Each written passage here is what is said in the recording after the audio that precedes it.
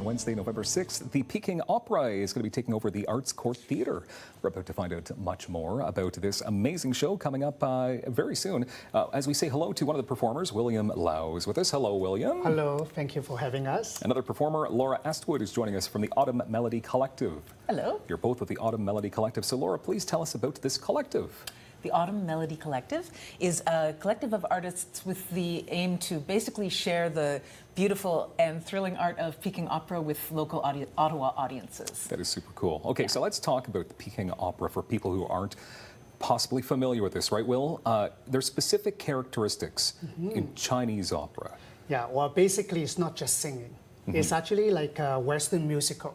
So there's singing, acting, acrobat sometimes, and also pantomime. You see a lot of pantomime and singing in our repertoire. That sounds fun, sounds different, unique for sure. So what are the major role types? Like, how can people distinguish between them? Yes, basically there's 圣诞进潮, that's in Mandarin. Okay. 圣 means the male role, 进 means the 圣诞 means the female role, 进 means the painted face, and the last one 丑 means the clown. So I actually have like the makeup, for example.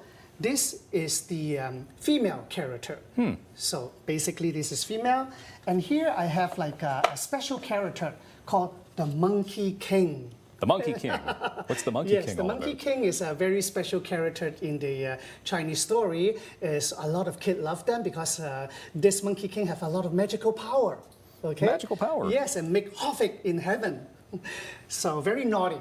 That's why we like it. Always naughty. Yes. It's fun to like a naughty Monkey basically, King. those are the four major roles. Okay. So it's a bilingual opera, correct, Laura? Yes, this particular one of the excerpts that we'll be performing will be bilingual. What's interesting about this and what's fun for audiences about this is that ordinarily Peking opera is performed in Chinese, and we often do it with surtitles so that an English or French-speaking audience can understand it. But this time what we're doing is I'm performing in English, William's performing in Chinese. So we have, we're having a conversation, each in our own language, but together, and the audience can follow the story no matter which language they speak. Okay, so there's no confusion. That's one of the reasons? Hopefully there's no confusion. Hopefully there's no confusion. Okay, so can you tell me as well, Laura, so what are the stories? There's two stories that take place in this particular opera? So we're showing two opera repertoires, and the first piece, William is playing the lonely widow. Very sad. Oh. But funny at the same time. But funny. Sad but funny. Sure.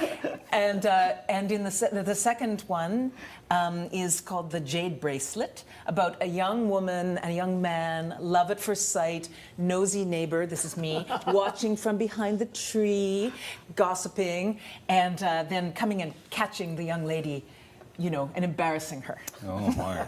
Okay, so Laura, this is open. This is family fun, correct? Oh, absolutely. Okay. Absolutely. There's something for everybody. It's there are amazing costumes, incredible makeup, music, and also, as William was saying, when he says pantomime, basically he means, so we're acting things out in a very sort of stylized and elaborate way where everyone can enjoy that. It's a lot of fun. Okay, now William, in the notes that were submitted to me here, I'm curious to ask you this because it says, tell me about some of the unexpected things to see. Okay. But should you be telling us unexpected things? I mean, what would be unexpected? Spoil your surprise. Yeah. Well, first of all, because in the past, all the roles were played by men.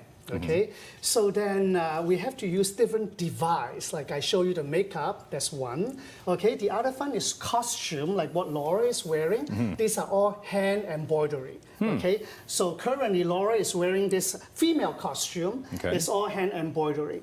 And also what we have is actually shoes. For example, this pair is just a regular male shoes. Okay, it's a boots. Wow. Okay. Fancy. However, for me to interpret the lonely widow, who's from a rich family, she had barn feet, the barn lotus feet, like an ancient beauty. Okay, so what device I use? These are not for kid.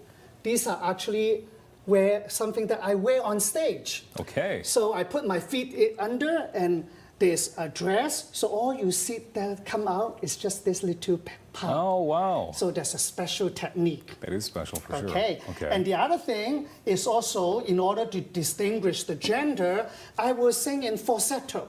So Really? General voice is like this, but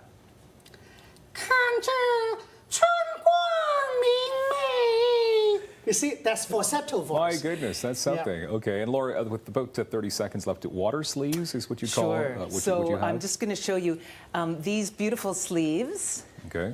William, don't go you, too far away. Okay, William, maybe you can tell them a little bit about a water sleeve. Yeah, water sleeve basically is for all the costume for civilian role. Yeah. And as you can see that she has all this flipping technique, and that is actually one of the major thing if you're wearing amazing. water sleeve. But this time we don't see this. There you go. Peking Opera, November 6th. Thank you, William and Laura. Thank you very much. Great work, great singing as well. More daytime coming up.